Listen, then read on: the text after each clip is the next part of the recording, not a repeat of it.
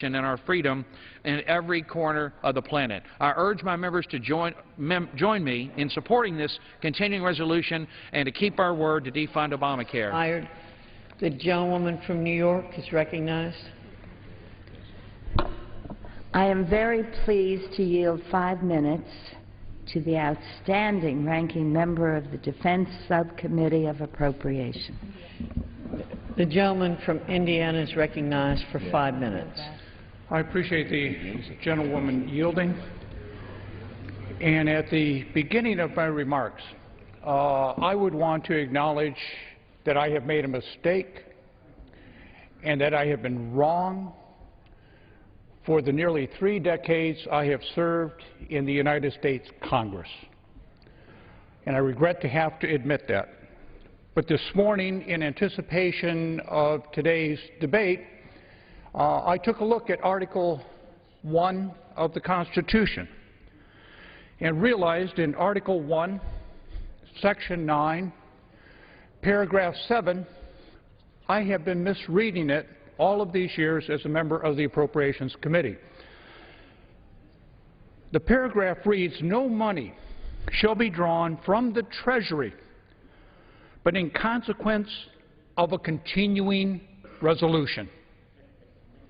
The Constitution says nothing about appropriations, apparently, because since fiscal year 07, this chamber and the United States Senate, the Congress collectively, should have enacted, made discrete decisions, thought about legislation, 84 appropriation bills. We have individually enacted 9. I am appalled that in late July, early August, the last couple of weeks, every member I have talked to in this chamber on both sides of the aisle, senior and new, have said if we can only do a continuing resolution, we can prevent the shutdown of the United States government. Today in the United States Congress, we consider it a success if all we do is pass a continuing resolution to do what we did in fiscal year 13, if we did what we did in fiscal year 12, if we did what we did in fiscal year 11 and 10 and 9 and 8 and 7. We are governing this country by looking backwards. We have a responsibility to make decisions. And I want to remind my colleagues, just on the defense portion of this bill, some of the initiatives that will now not take place because of the continuing resolution. Under the leadership of Chairman Young and the members of that subcommittee, one of our initiatives is to cut $153.5 million for unjustified cost growth of the Joint Strike Fighter. One of the initiatives we would like to enact into law but cannot under the continuing resolution is for the EA-18G. We want to cut $131.4 million for carryovers and cost growth. What we would like to do, if we could legislate in this body, is for the F-18, we would like to trim $104 million. Imagine that, cutting the defense budget by $104 for cost growth and funding that is not needed in the coming fiscal year. The Next Generation Jammer, $99.9 million. We would like to reduce. Why? Because of poor program execution and contract delays. Within the last couple of months, we had a failed ballistic missile defense test. We would like to reduce that account, take the initiative to cut it by $110 million. But let's do a continuing resolution. Let's not make a decision about how we should fund the National Park Service. What about the U.S. Copyright Office? For God's sake, what is there to fight over?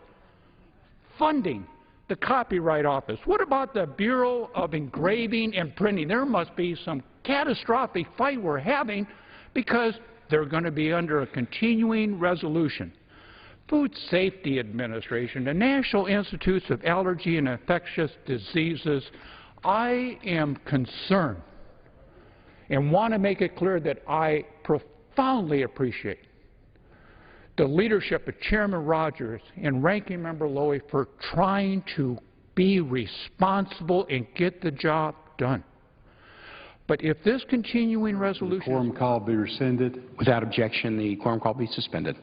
Thank you, Mr. President. Mr. President, earlier this month, we marked the 12th anniversary of the terrorist attacks in the Twin Towers and the Pentagon that killed more than 3,000 people.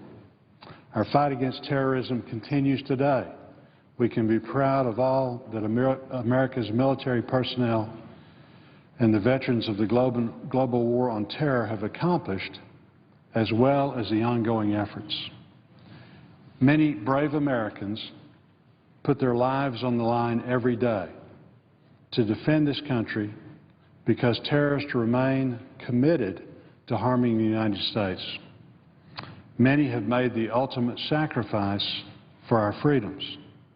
We must honor the sacrifice of the men and women who laid down their lives for us. Arkansas has a proud history of its citizens serving this country in the military. Many brave Arkansans, including 2 recently, have given their lives defending our country on the battlefield. We continue to honor the men and women who have given their last full measure of devotion to protect our nation.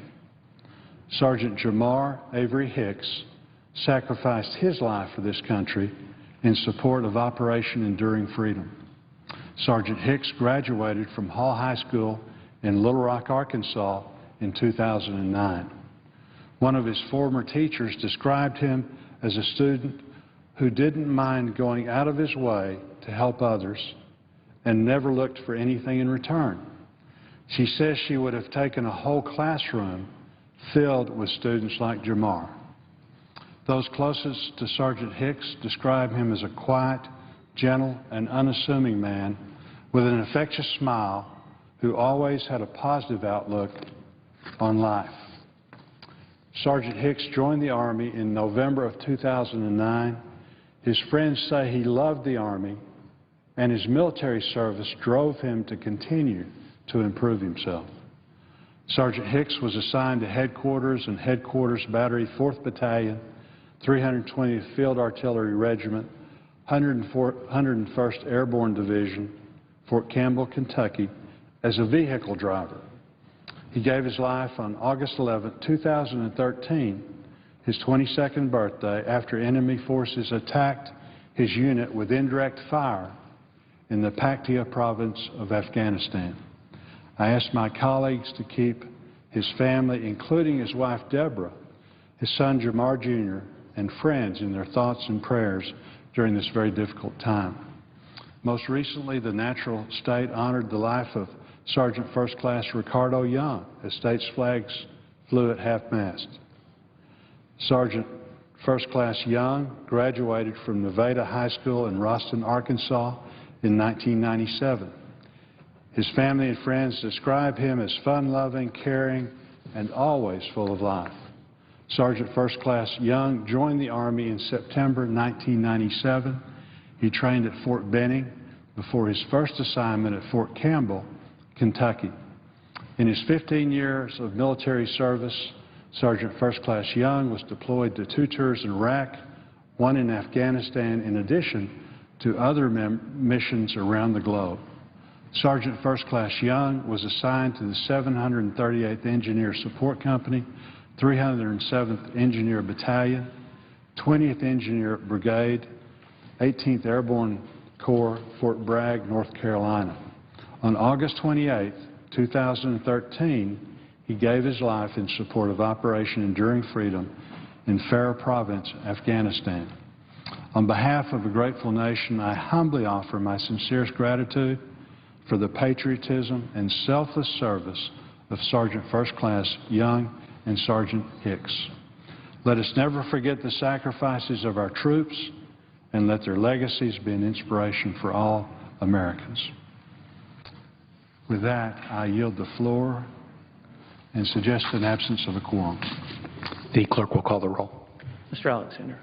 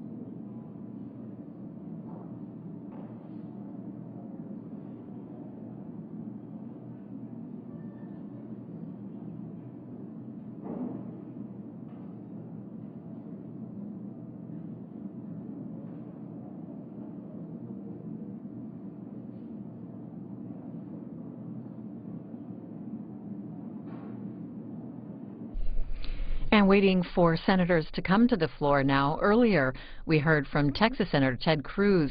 He was talking to Majority Leader Harry Reid as the Majority Leader was trying to go ahead with the continuing resolution, which is the bill that passed in the House on Friday to continue funding the federal government past September 30th, which is the deadline now. And Senator Cruz objected to moving forward on that, but then they made an agreement and are moving forward now. Also on some judicial nominations.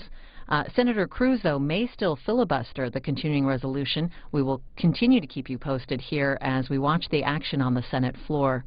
And while they are waiting for senators to come to the floor, we'll take a look at some of the debate in the House that happened right before they passed the bill there on Friday.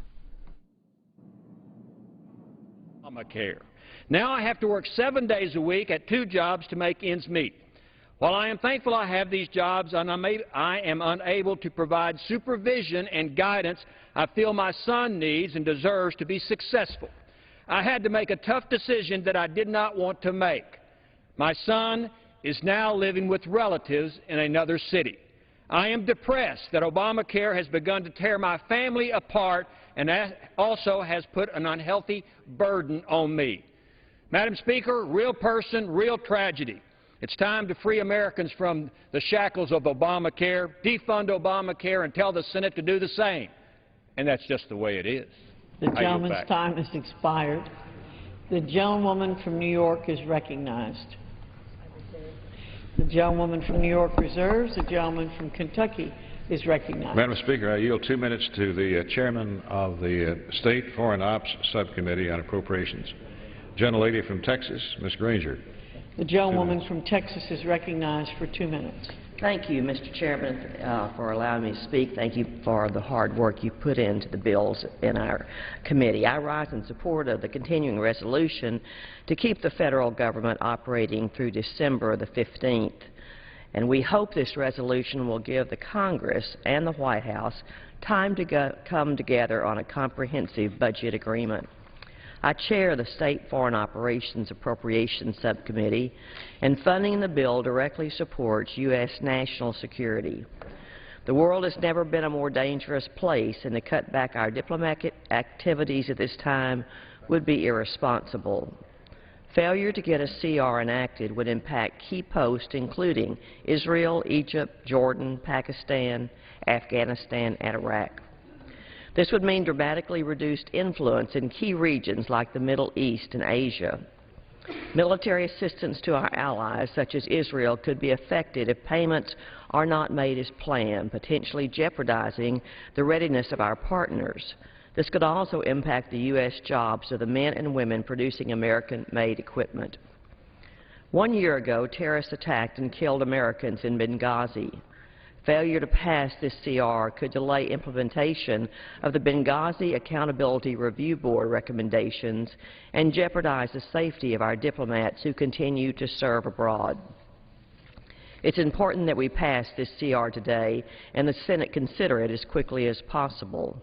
It's a basic function and the responsibility of Congress to keep the government open and working for the people who elected us. This bill simply does that. I encourage my colleagues on both sides of the aisle to vote yes, and I yield back my time to the chairman. The gentleman from Kentucky reserves. The gentlewoman from New York is recognized. We reserve as well. No, here's someone else.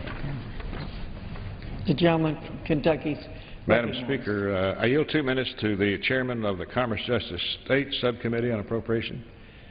Gentleman from Virginia, Mr. Wolf. The gentleman from Virginia is recognized for 2 minutes. Thank you, Madam Speaker. I want to thank Chairman Rogers for moving this bill. It is very important. I rise today in strong support for HJ Res 59, providing continuing appropriation for the initial weeks of fiscal year 2014 through December 15th. This bill is needed to keep vital government services and programs operating past the end of the current fiscal year on September 30th. As the gentleman from Kentucky has stated, the Committee on Appropriations has made significant progress in moving annual appropriation bills. However, additional time is needed to allow for the prompt completion of our fiscal 2014 appropriation work. This resolution continues for discretionary programs at the current post-sequestration level, including critical programs under the jurisdiction of the CJS subcommittee, such as the operation of the federal prison system. You can't shut down the federal prison system. The FBI counterterrorism activities. The FBI team that's working with regard to Benghazi, as the former spokesman said, also working on counterterrorism. The weather forecast. We have seen major storms hit this nation all the way in the past year. To shut that down, and the warnings and the satellite programs that they depend upon, and also for the continued development of NASA space exploration programs. Our nation is in serious financial trouble, and it is well past the time that we put everything on the table, including entitlements, and agree on a long-term budget solution which includes an end to sequestration. Hopefully the 76 days provided in the resolution by the chairman will be enough time for an overall agreement to be reached, and also to allow us to pass regular appropriation bills for FY14. I urge my colleagues and all members of the Congress to support the CR, avoid a devastating government shutdown, and create a window of time for the Congress to fulfill a basic constitutional duty, the appropriation of funds for government programs and services. I thank the Chairman. I yield back the balance of my time. The gentleman's time has expired. The gentlewoman from New York is recognized. We reserve. The gentlewoman from New York reserves. The gentleman from Kentucky is recognized. Madam Speaker, I yield 2 minutes to the chairman of the Agriculture Subcommittee on Appropriations. Gentleman from Alabama, Mr. Adderholt. The gentleman from Alabama is recognized for 2 minutes. Thank you, Madam Speaker. Thank you, Chairman Rogers, for giving the opportunity to speak in support of H.J. Res. 59, which is the FY14 continuing resolution. Of course, I think it's very obvious by the comments that the Republicans have made on our side this morning that we do need to keep the government opening at its current sequestered funding level and continue to provide the vital services that our constituents have grown to expect and from government, and certainly make sure that we don't have a government shutdown.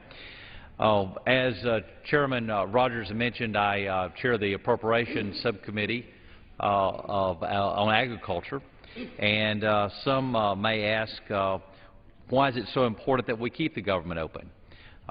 Can't we just go with another year-long CR? I'd like to provide some reasons why the FY14 Ag Approach Bill that passed the committee provides great benefits to the taxpayer, and why we don't need to go to a year-long CR, and certainly why we don't need to do a government shutdown. In the Ag Appropriations Bill, we direct the states to be in full compliance with WIC and SNAP eligibility standards, and we increase oversight of vendors to rein in the cost. We require the USDA to report on strategies that are being implemented to help weed out fraud, waste, and abuse in the SNAP program. One thing that I hear a lot about is about the new school meal regulation. We want to provide more flexibility for local school districts as they implement these new school regulations. Mr. President, I ask consent to that the quorum call be lifted. Without objection, the quorum call is suspended. Mr. President, I'd like to be recognized to speak on a few issues. Without objection. Mr. President, in the course of the next few weeks, it's going to be white knuckle time.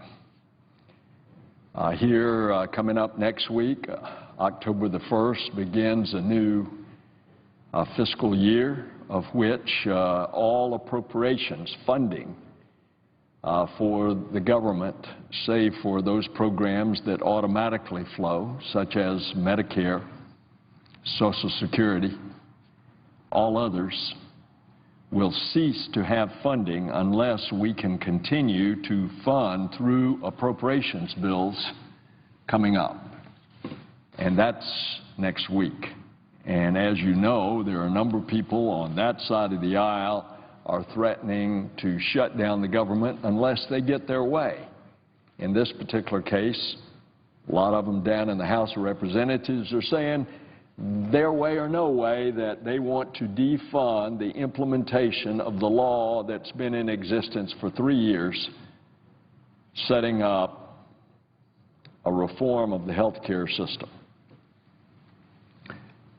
But the white knuckles, assuming that we can get over that little hurdle, the white knuckles will continue because shortly thereafter we are going to get to the day of reckoning about whether or not the United States government can pay its bills because of the artificial debt ceiling set in statute that says that above a certain level the U.S. government cannot borrow any more money.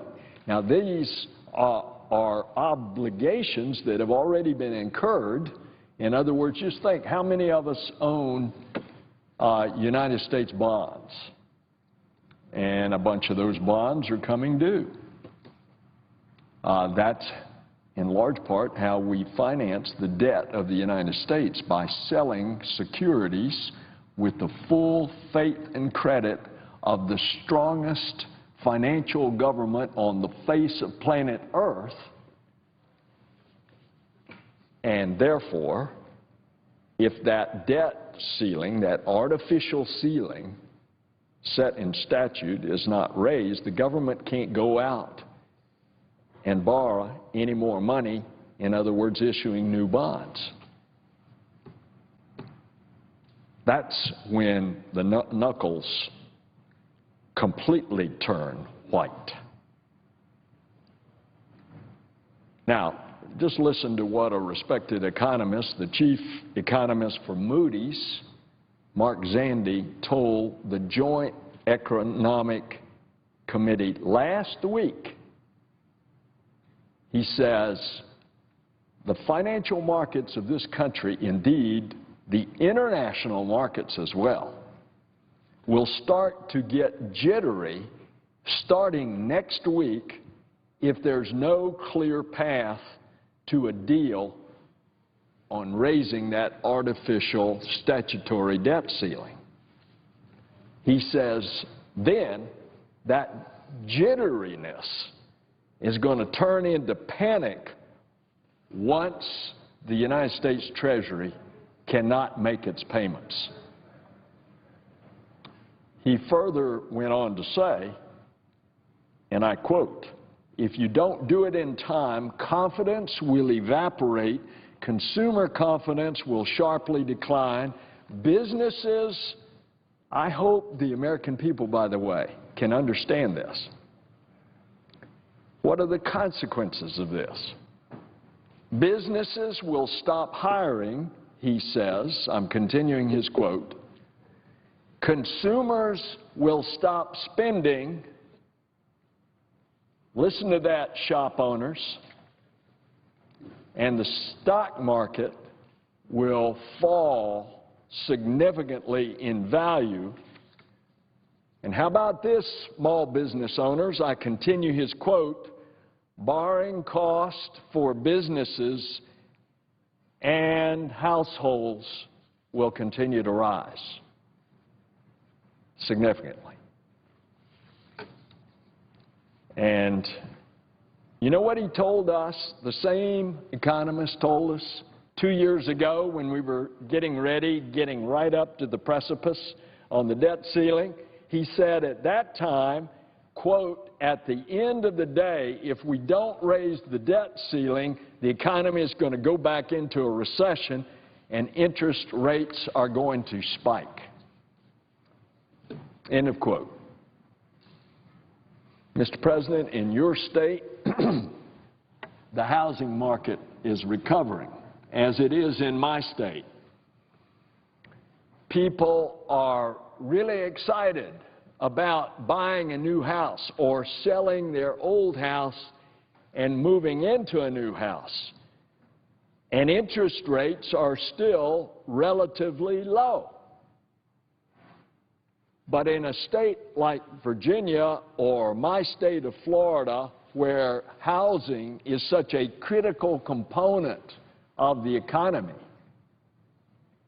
just think what's going to happen if the interest rates suddenly spike. And now the cost of getting into a new house is double what it was before because of the interest rate spiking and because they're less inclined, if the interest rates spike, to get that new mortgage. Then the houses are not selling, and the values of the houses that have been recovering out of the deep recession, instead of going this way, are starting to go that way. Now, the American people have not focused on this, of what are the consequences if these guys on that side of the aisle and down there at the other end of the Capitol,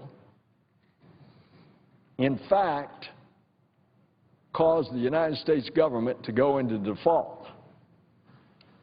Well, let's listen to some more experts. Martin Feldstein, former chairman of the Council of Economic Advisors, for whom? For a Republican president, President Reagan. Quote, the debt ceiling is a very dangerous thing to play with. How about the respected Bob Rubin, Treasury Secretary under President Clinton? Remember the 1990s? How the economy was really surging, how people were feeling good? Well, let's see what he says. Quote, defaulting on our commitments is unthinkable and dangerous, and the debt ceiling should be raised now without conditions, which is what the president has said. He's not going to negotiate on the debt ceilings because of all of these consequences. And yet they're saying if they don't get their way to take away the funding for the implementation of the part of the health care bill that's supposed to go into effect, a lot of it's already gone into effect, they want to take the funds away. Well, let's listen to another respected economist. After all, he's shepherded us out of the recession because he's the chairman of the Federal Reserve, Ben Bernanke, and he says, quote, but I do hope that Congress will allow the government to pay its bills, not raise the possibility of default, which would be very, very costly to the economy, end of quote. Little bit of understatement, as the chairman of the Federal Reserve always is, but it's a zinger. And Mark Zandi, the one that we quoted before, says, this dark scenario is so dark, I can't even imagine it. How about another vice chairman of the Federal Reserve, Alan Blinder? Quote, in short, the consequences of hitting the debt ceiling are too awful to contemplate. A sane Congress would not even think about it. And let me quote another Republican. Bruce Bartlett, Deputy Assistant Secretary for Economic Policy at Treasury under President George H.W. Bush. This is what he said. A potential debt default is far more than a domestic consideration. It is a matter of foreign policy. Now, that leads me to briefly comment. We suddenly have, in the international arena, a whole bunch of new things that might be optimistic signs. If the Russians follow through, and if President Assad does in fact open up his, and those are two big ifs, but at least it's happened thus far in the first week. If Assad does in fact open up his chemical weapons, then there is the possibility that not only would the ability to disperse chemical weapons in Syria have been eliminated, but the entire weapons would have been eliminated. That's a pretty good first step. And then, too, we're hearing a new president of Iran as a result of an election in Iran start to talk a new tune with an outreach to the West. Should we be skeptical? Of course. But if they follow through on their statements, and I can tell you that this one senator has already talked to the foreign minister of Iran, the new foreign minister of Iran, former Iranian ambassador to the United Nations. I talked to him last Friday. I talked to him about what a gesture of goodwill it could be if they could find the missing retired FBI agent who has disappeared 6.5 years ago, Bob Levinson, from the tourist island of Kish off of the Iranian coast.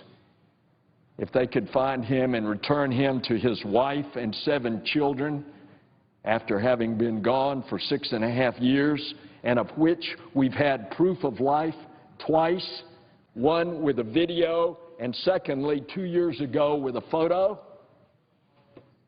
What a gesture of goodwill that would be, that they were sincere about having a new relationship with the West. So if those entreaties are real and they happen, would we want to undermine so much of that, to put it in the words of a Republican advisor of the Treasury to President George H.W. Bush, a potential default is far more than a domestic consideration. It is a matter of foreign policy. Would we want to weaken the United States government as it negotiates over these critical matters? And I'll conclude, Mr. President, by saying there is some movement in discussions underway about a two-state solution between Israel and Palestine with security safeguards for both. Again, if there is any reality to these new messages that are flowing around, and of which our Secretary of State, our former colleague, John Kerry, is trying desperately to bring about. If there's any reality to that, just think of what that does to improve the world situation, of which the enormous beneficiary is the United States of America.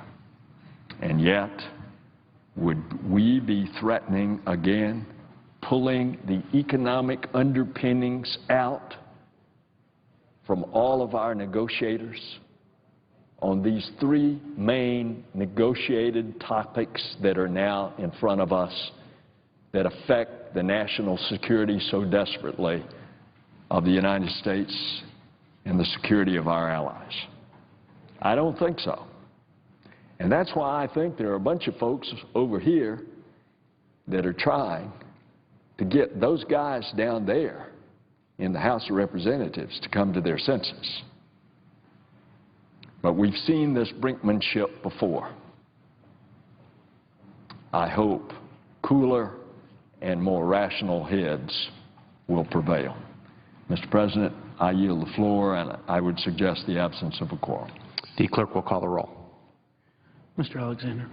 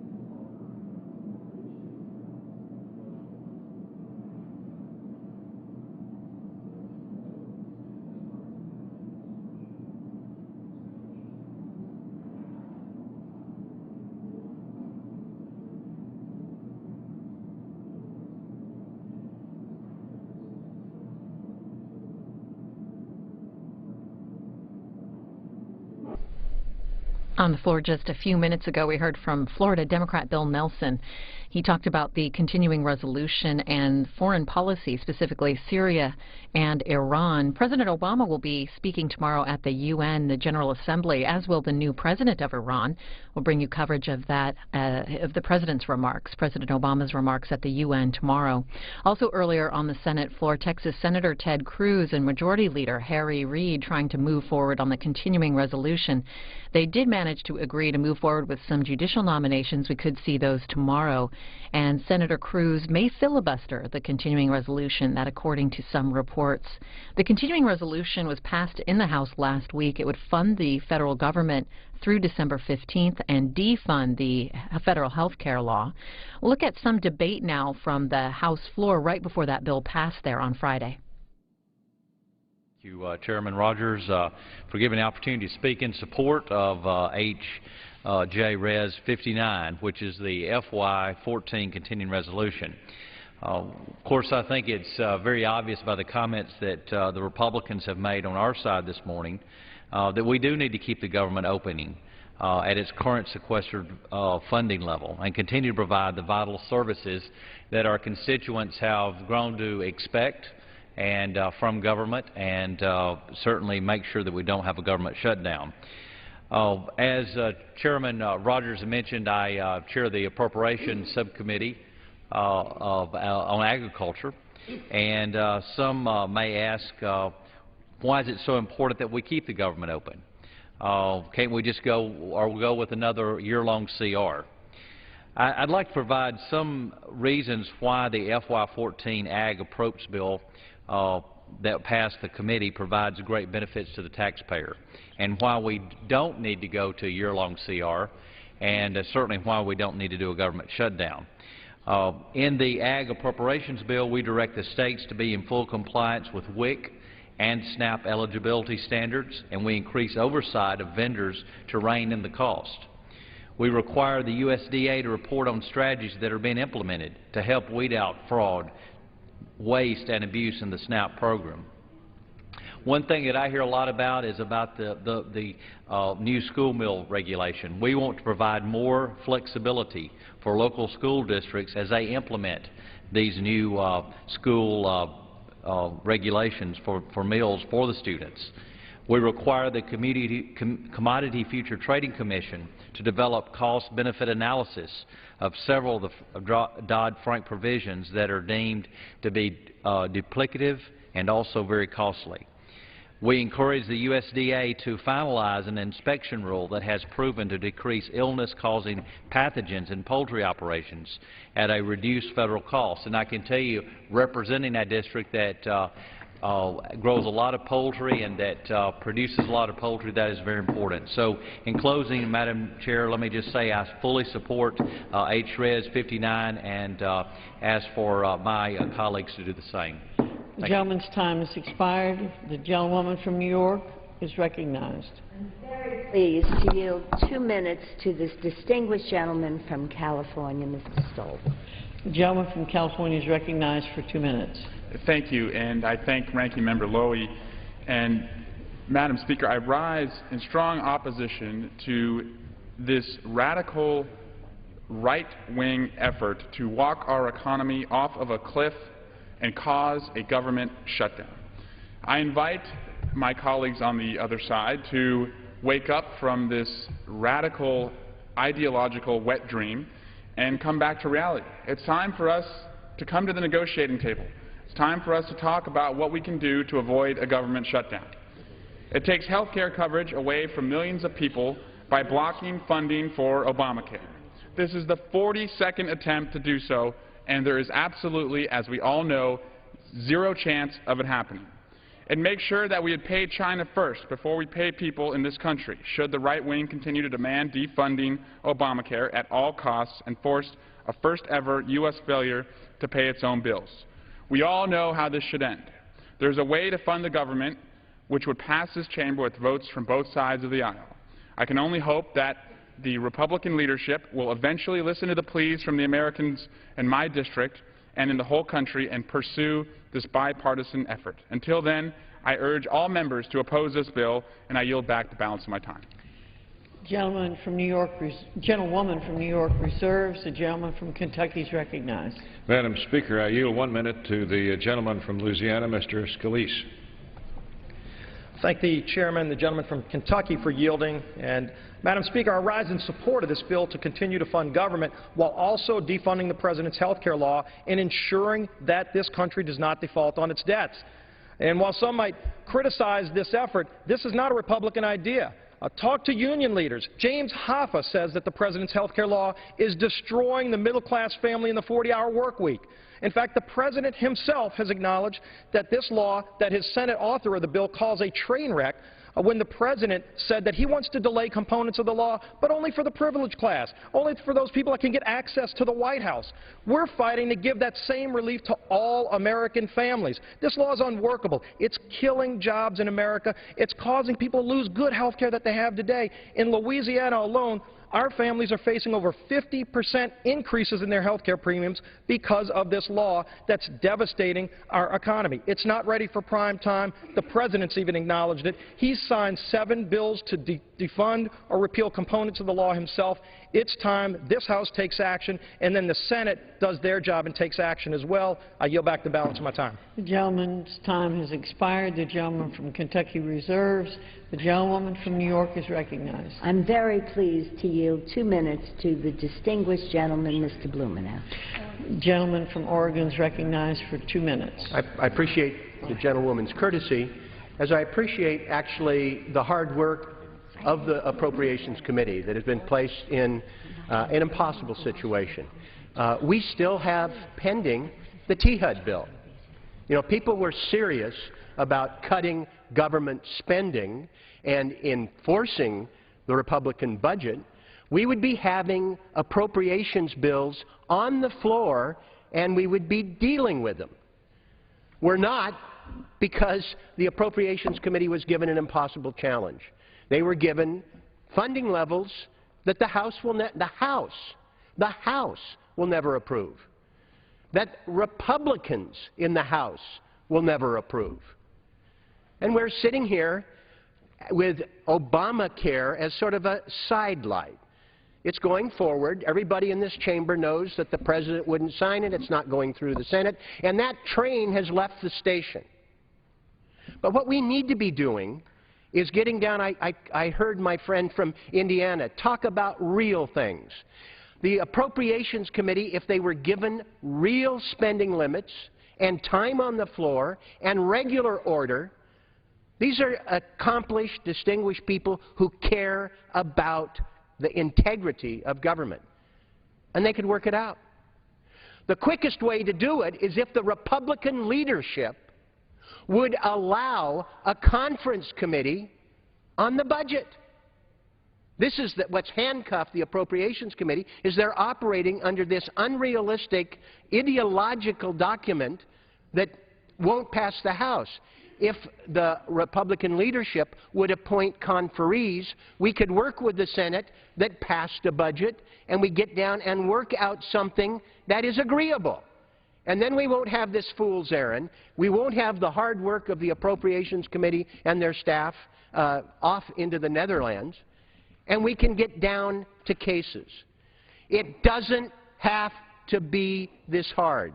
Let regular order work. Stop the sideshow. It's expired. For what purpose does the gentleman from Kentucky seek recognition? Madam Speaker, I yield 2 minutes to the gentleman from Colorado, Mr. Gardner. Gentleman from Colorado is recognized for 2 minutes. Thank you, Madam Speaker. Mr. Chairman, I rise to engage Chairman of the Appropriations Committee in a colloquy. I would like to thank Chairman Rogers for his dedication and willingness to work with all members of the House of Representatives when their states are impacted by natural disasters. You've been very receptive, and I appreciate your efforts. Right now in Colorado, we're currently experiencing a major flood. It's impacted 15 counties, crossing over approximately 2,000 square miles. Certain areas have received over 20 inches of rain. 19,000 homes have been damaged or destroyed, and the destroyed count is now above 2,000 homes. Many areas are still in crisis, and because of the vast devastation, the Federal Emergency Management Agency will be unable to provide an accurate damage assessment for at least 30 days. Additionally, the Colorado Department of Transportation estimates that costs could exceed the $100 million cap, which would exceed the state event cap on highway funds in the Disaster Relief Act. The tragedy and devastation caused by this severe flood necessitates a response from the federal government. I ask that the Chairman consider working with me and other members of the Colorado delegation to help our state recover and rebuild from this tragedy. Will the gentleman yield? I yield to the gentleman. First, I want to thank the gentleman from Colorado for all of his efforts to help Colorado through all of this turmoil, terrible disaster, and to recover from the flooding especially. I'm aware of the dire need to help Colorado and provide access to emergency resources, including access to emergency transportation dollars. And I look forward to working with the gentleman to address this important funding matter as quickly and expeditiously as possible. And I know I speak for all of the House when we say to the people of Colorado that our hearts are with you and our prayers are with you.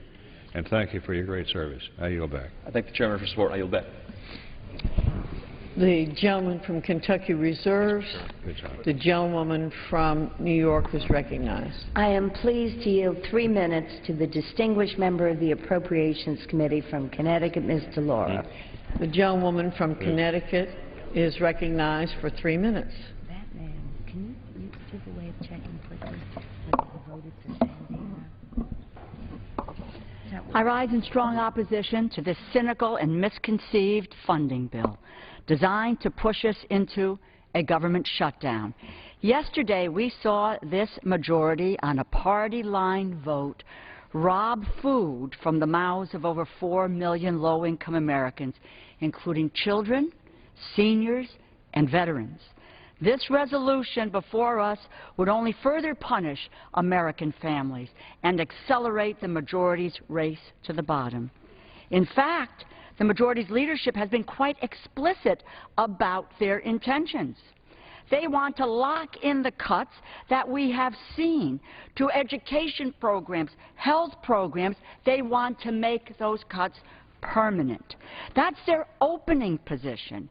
They've also been quite upfront that the only way they would mitigate against these cuts is in exchange for cuts to Social Security, to Medicare, and to Medicaid.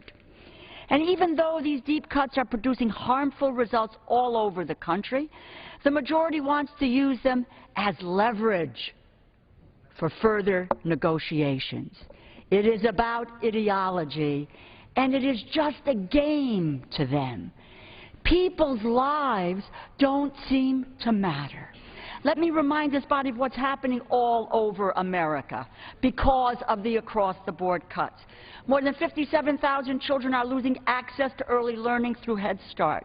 Over 1 million of our most disadvantaged children at thousands of schools across America would lose access to the support they need to provide the instruction that they need. Already overburdened state, local education agencies are being forced to pick up a higher share of the cost for educating more than 6 million students with special needs. And over 30,000 kids are losing access to child care, putting their parents' job and their family's economic security even more at risk. Hundreds of thousands of unemployed adults, veterans, seniors, and dislocated workers are losing access to job training programs. The biomedical research that saves lives and cancer, diabetes, autism, that research is being curtailed. I'm a cancer survivor. Biomedical research and the grace of God have allowed me to stand here today, but they would cut off biomedical research. It's either going to be delayed or lost, and the list goes on. Food safety, law enforcement, public health. We compromise our economy, the health and the well-being of American families, and our very future as a nation. Instead of working to pass a compromise bill that addresses the budget in a serious and in a responsible manner, they have used this process to try yet again to derail the Affordable Care Act and deny Americans affordable health care for the 42nd time. These members have health insurance. Most Americans do not, that they can afford. 30 seconds? Thank you. Thank the gentlelady. Let's recognize for an additional 1 minute. Members of Congress have health insurance. People in this nation can't afford health insurance, but they would cut it off. They would make it impossible for people to get preventive care, to keep their kids up to age 26 on their own health insurance coverage, and say to the insurance companies, go for it again. You can't deny people health care coverage and talk about pre-existing conditions. Families all over America are struggling. This budget resolution is designed to make it worse for them. This is not a game. We are talking about people's lives. We have a moral responsibility. We are here to represent the American people, not our own personal agenda, not our own political agenda, and our own ideology. We have to do better, and so we must vote against this bill, and I yield back the balance of my time. Thank you. The gentlewoman from New York reserves. The gentleman from Kentucky is recognized. Madam Speaker, may I ask how much time remains? The gentlewoman from New York has 11 minutes, and the gentleman from Kentucky has 6 minutes. I reserve. Madam Speaker, I'm very pleased to yield 2 minutes to the distinguished gentleman from Georgia, Mr. John Lewis. The gentleman from Georgia is recognized for 2 minutes. Wait a minute. Madam Speaker, I want to thank my friend and my colleague for yielding. Madam Speaker, this is unbelievable. I cannot believe we are here again with so much to be done, so much good that we could do. This Republican Congress wants to stop the country to deny the people the chance to see a doctor. How many times are we going to do this? What is next? Medicare, Medicaid, Social Security. This is not right. It is not fair. It is not just. Madam Speaker, the voters have spoken. The Supreme Court has ruled. The Affordable Care Act is the law of the land. It is constitutional. It is compassionate. It is what is right. It is what is necessary. So much progress has been made. Young people can stay insured under their parents. More people will have coverage. Coverage to help them see a doctor when they need to. Coverage that covers. The American people are counting on us. We must fulfill our constitutional responsibility to fund the federal government. We must keep the promise of health care to the American people. Quorum call be dispensed with. Without objection, the quorum call will be suspended. Mr. President, we have a very serious problem with the health care bill. Costs are surging.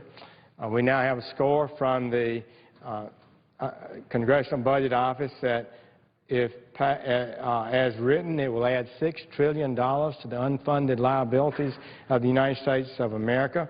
Personal insurance premiums are going up.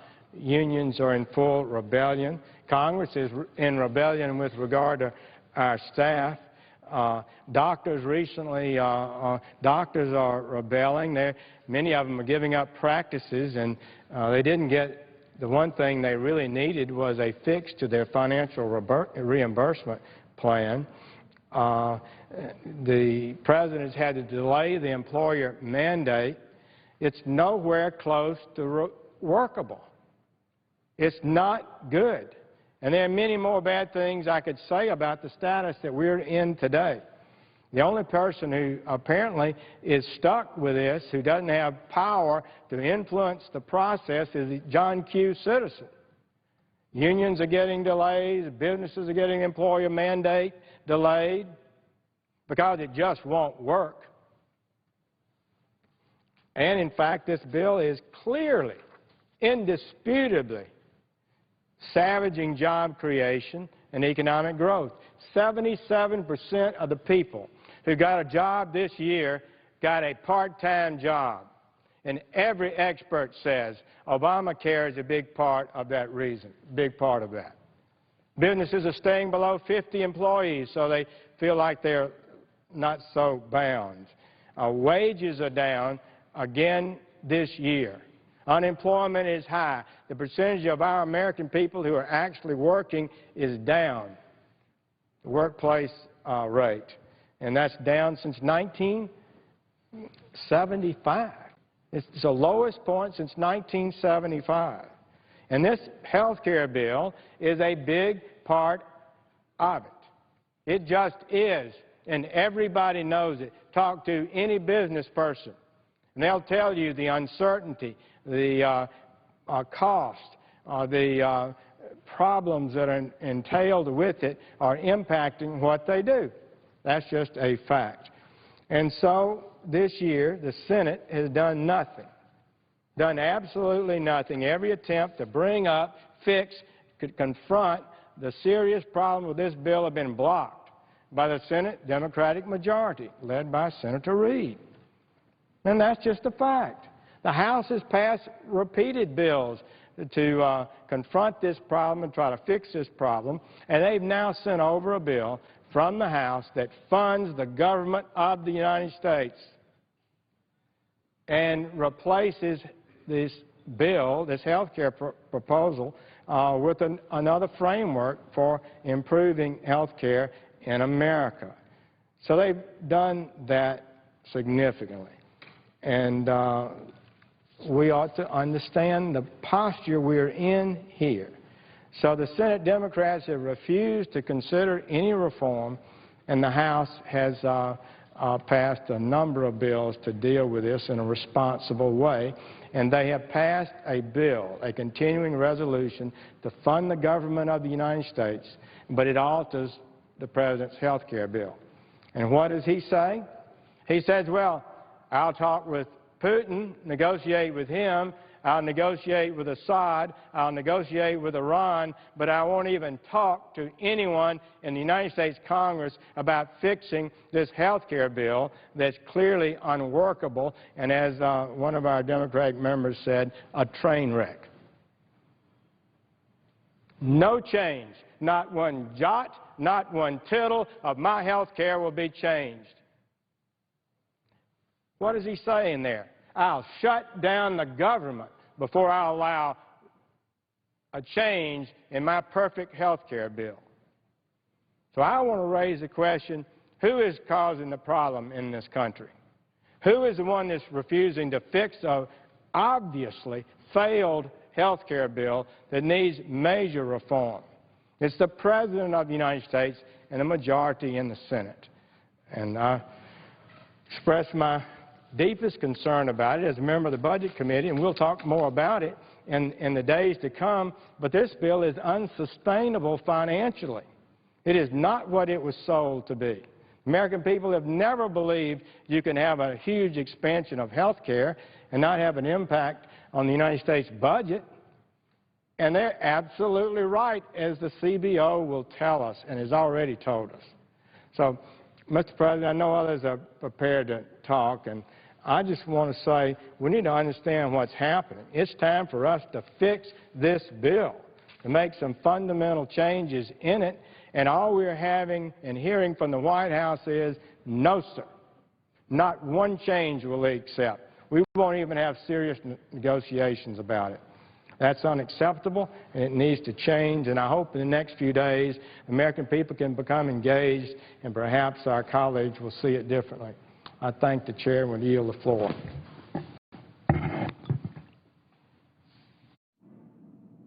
Note the absence of a quorum. The clerk will call the roll. Mr. Alexander.